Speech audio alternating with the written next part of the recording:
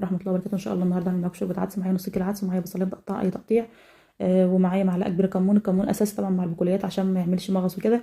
ومعايا معلقه صغيره فلفل اسود، معايا فصين كبار توم متقطعين، ومعايا كمان معلقه صغيره كزبره ناشفه.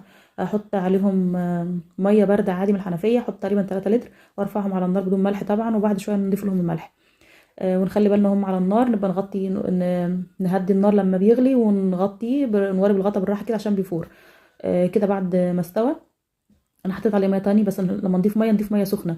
انا عملت حمرت بصلايه وحطيت عليها طماطميه كده، عملت صلصه يعني صغيره كده، وضفتها عليها. هرفعها على النار، اسيبها تقريبا مده 3 دقايق، وبعد كده اروح بالهاند بلندر او الخلاط. هنعمل بقى الفته. معايا توم وسمن بلدي، احمر التوم شويه وانزل فيه بالعيش، الف فيه شويه كده.